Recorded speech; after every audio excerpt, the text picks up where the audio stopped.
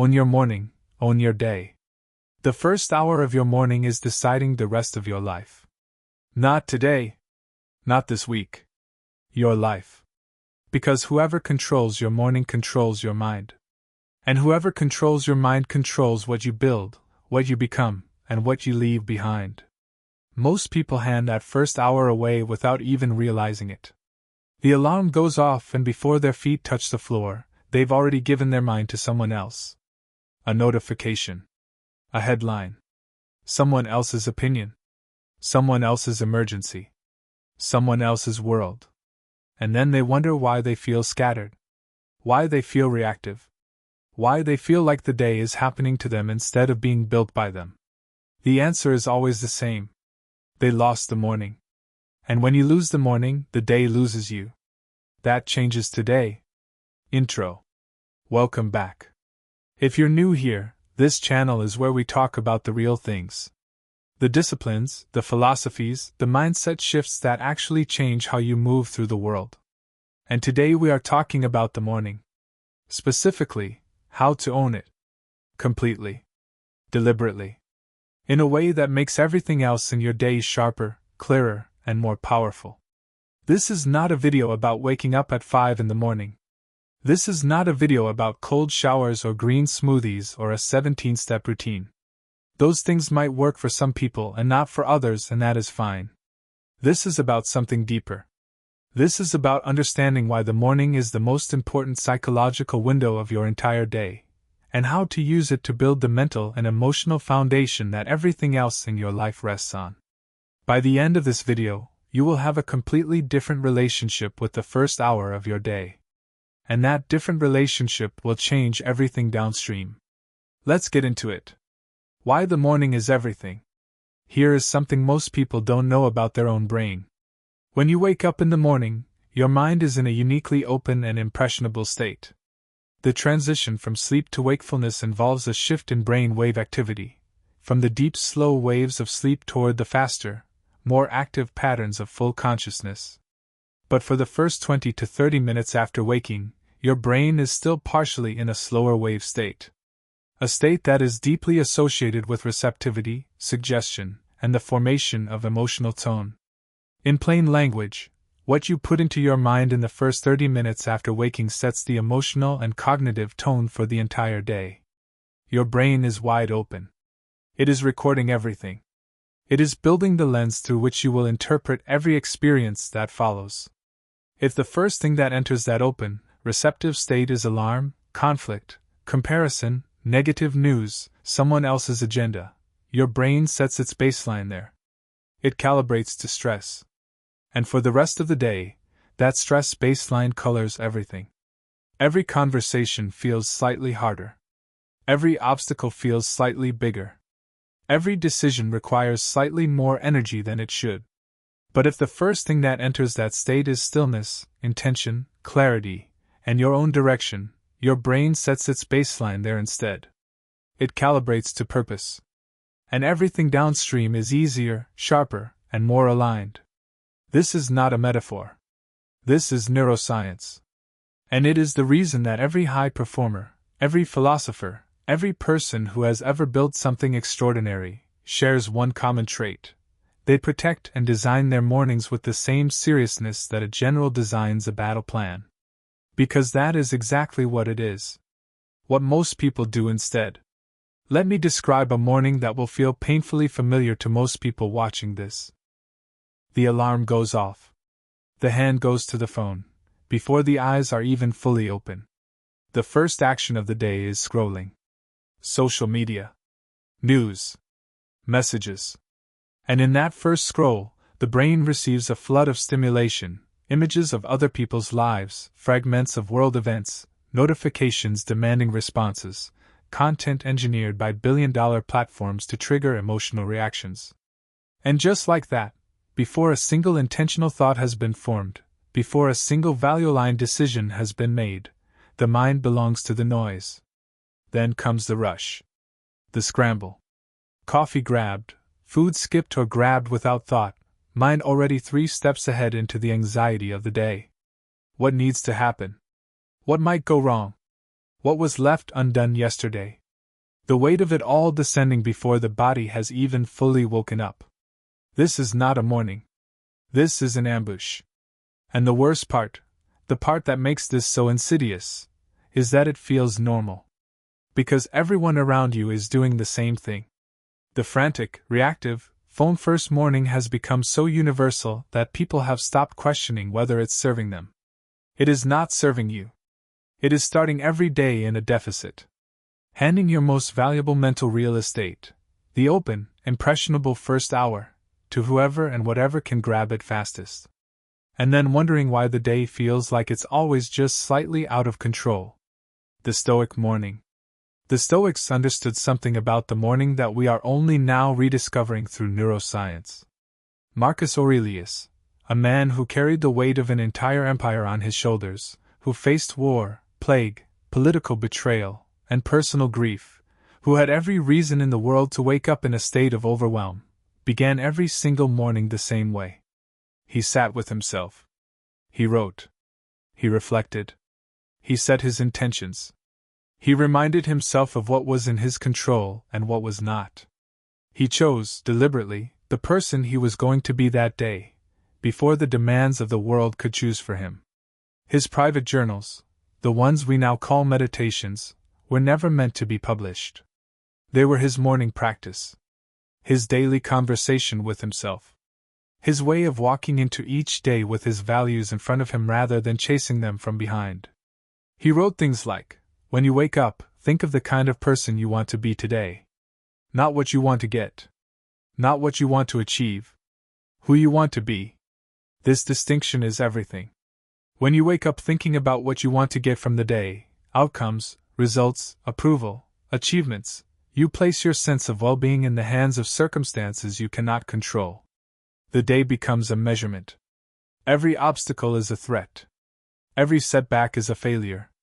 But when you wake up thinking about who you want to be, the qualities you want to embody, the values you want to act from, the person you are committed to being regardless of outcome, you place your sense of well-being in your own hands. The day becomes a practice. Every obstacle is an opportunity to test your character. Every setback is information. This is the Stoic morning. And it is available to every single one of us. How to own your morning, the practices. Now let's get specific. Because understanding why the morning matters is only the beginning. The real power is in what you actually do with it. The first practice is the sacred pause. Before you touch your phone, before you open an app, check a message, consume any content, pause. Just pause. Sit up. Take 3 slow, deep breaths. Let your body wake up before your mind gets hijacked. Feel the physical reality of being here, in this body, at the start of a new day. This sounds almost embarrassingly simple. But for people who have spent years reaching for their phone as the first act of every morning, this pause is genuinely revolutionary. It is the moment where you assert, I am going to be intentional about what enters my mind. I am not going to be a passive receiver of whatever the world throws at me first. That one pause, that one small act of ownership, changes the entire morning. The second practice is the morning question. After the pause, before anything else, you ask yourself one question. And you answer it honestly. The question is, who do I want to be today? Not what do I want to accomplish. Not what is on my list. Who do I want to be? What qualities do I want to carry into every interaction, every decision, every moment of this day? Write the answer down. Even if it is 3 words. Patient. Focused. Present. Courageous. Whatever is true for you today. Write it. This takes 60 seconds. But those 60 seconds anchor your day to something real, something internal, before the external noise has a chance to set your direction for you. The third practice is movement before media. Your body and your mind are one system. What you do with your body in the morning directly affects your mental and emotional state for the entire day. Move first. Before content. Before screens. Before anything that pulls your attention outward, move. It does not have to be intense. A walk. Stretching. A short workout. 20 minutes of anything that gets your body out of the stillness of sleep and into the aliveness of the day. Movement in the morning releases dopamine, serotonin, and norepinephrine, the neurotransmitters that regulate mood, motivation, and focus. In plain terms, moving first makes your brain work better for the rest of the day. It raises your baseline. It gives you a neurochemical advantage before you've even sat down to work. The Stoics walked in the morning. Almost universally. Not for fitness. For clarity. They understood that a body in motion creates a mind in motion. And a mind in motion is a mind that can engage with the day deliberately rather than reactively. The fourth practice is intentional silence. This might be the most countercultural thing I will say in this entire video. And it might also be the most important. Spend time in silence every morning. Real silence. No music. No podcast. No background noise. Just you and your own thoughts. For most people, this is deeply uncomfortable at first. We have become so accustomed to constant stimulation that silence feels like something is wrong. Like we're missing something. Like we should be doing something. But that discomfort is not emptiness. It is your mind finally having the space to process, to settle, to surface the things that have been waiting beneath the noise. In silence, clarity comes. The thing you've been trying to figure out resolves itself. The direction you've been looking for appears. The priority that was buried under everything else rises to the top. Silence is not absence. Silence is where your own voice finally gets loud enough to hear. 10 minutes. Every morning. Before the world gets in. That is all it takes to begin. The fifth practice is reading something that elevates. Not news. Not social media. Not anything that triggers comparison or anxiety or outrage. Read something. Even just a page, even just a paragraph, that raises your thinking. Philosophy. Biography. Wisdom literature. Something written by someone who has thought deeply about how to live. Something that reminds you of what is possible, what is worth pursuing, what kind of person you are capable of being. Marcus Aurelius read Epictetus before he ruled an empire. He did not start his days with the reports of what was wrong in Rome. He started them with the philosophy that would help him respond to what was wrong in Rome. Feed your mind well first. And it will serve you better all day. The enemy of the morning. I need to talk about the phone. Directly.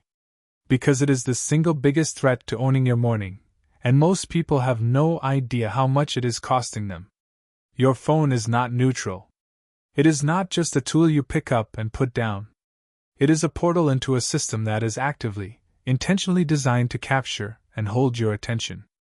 Every notification is engineered for maximum psychological pull. Every feed is algorithmically optimized to show you the content most likely to trigger an emotional response, because emotional responses keep you engaged. When you pick up your phone first thing in the morning, you are not just checking messages. You are inviting that entire system, all of its urgency, all of its comparison, all of its design anxiety, into your most vulnerable and impressionable mental state of the day. And it does not leave when you put the phone down. It stays. The emotional residue of what you consumed colors your mood, your thinking, your energy for hours afterward. The most powerful thing you can do for your morning is also the simplest. Leave your phone in another room until you have completed your morning practice. Not on silent. Not face down. In another room. This is not about being anti-technology. It is about understanding what technology does to your brain at its most open moment, and choosing to protect that moment for yourself. Your phone will still be there in an hour. Your morning will not. Who owns your time owns your life. I want to step back and look at the bigger picture for a moment. Because the morning is not just about the morning. The way you start your day is a mirror of the way you live your life. If you start your day reacting to notifications, to other people's demands, to the loudest noise in the room, you will live your life reacting. Constantly behind. Constantly adjusting to what's coming at you instead of moving toward what you're building. If you start your day with intention, with a clear sense of who you are, what you value, and where you are going, you will live your life with intention. You will move through difficulty without losing your direction. You will engage with demands without being controlled by them. You will build something real, day by day, morning by morning, because every day begins from a foundation of clarity rather than chaos. This is what it means to own your morning. Not just to have a nice routine. To take ownership of the one window of the day where you have the most control, the most clarity, and the most power, and use it to set the terms of everything that follows. The Stoics did not separate philosophy from daily practice. Wisdom, for them, was not something you thought about occasionally. It was something you lived every day, from the moment you woke up to the moment you went to sleep. The morning was where you renewed your commitment to who you were trying to be. That is the invitation here. Every single morning is a renewal. A fresh start. Another opportunity to choose, before the world chooses for you, who you are going to be today. The ripple effect. Here is what happens when you own your morning consistently, over time. Your thinking gets clearer. Because you are starting each day from stillness instead of scramble, your mind has the space to process properly. Decisions that used to feel foggy become obvious. Problems that used to feel overwhelming become manageable. Your emotional baseline rises. Because you are moving your body, protecting your mind from early stress, and setting intentional direction, your average daily mood improves. Not because life gets easier. Because you get stronger at the start of each day. Your productivity compounds. The morning practice does not add hours to your day. It makes every hour you already have more effective. One focused hour in a morning that you own is worth 3 scattered hours in a morning that owned you. Your relationships improve. When you are not starting the day in reactive overwhelm, you show up differently to the people in your life. With more patience. More presence. More of yourself, the best version of yourself, available for the moments that matter. And most powerfully, your sense of self grows. Every morning you show up for yourself, every morning you keep the commitment to own the first hour, you build evidence that you are someone who does what they say they will do. Someone who takes their own life seriously. Someone who is building something real. That evidence accumulates. It becomes an identity. And that identity is the foundation of everything else you want to create. The morning is yours. Every single one. Before the world wakes up, before the demands arrive, before the noise begins, there is a window.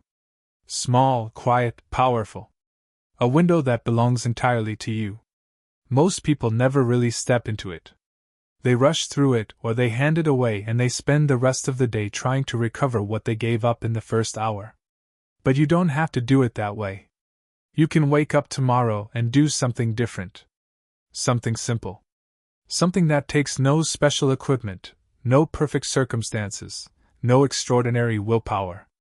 Pause before the phone. Ask who you want to be. Move your body. Sit in silence. Feed your mind something real. Own the morning. And watch what happens to the day. And watch what happens to the life. I will see you in the next one. Quick pause right here. If this is the kind of content that speaks to you, hit subscribe right now and turn on the bell. I put out videos like this every week. Stoic philosophy, mindset, the real practices that change how you live. Every subscriber matters. Every one of you who joins this community tells the algorithm this content is worth sharing. If it's worth it to you, subscribe. Now let's keep going. If this video gave you something real today, if even one idea shifted the way you're thinking about your mornings, please subscribe to this channel. This is what I do here every week. Deep, honest, practical content for people who are serious about building a better life. Subscribe, hit the bell, and share this with someone who needs to hear it. I'll see you in the next video.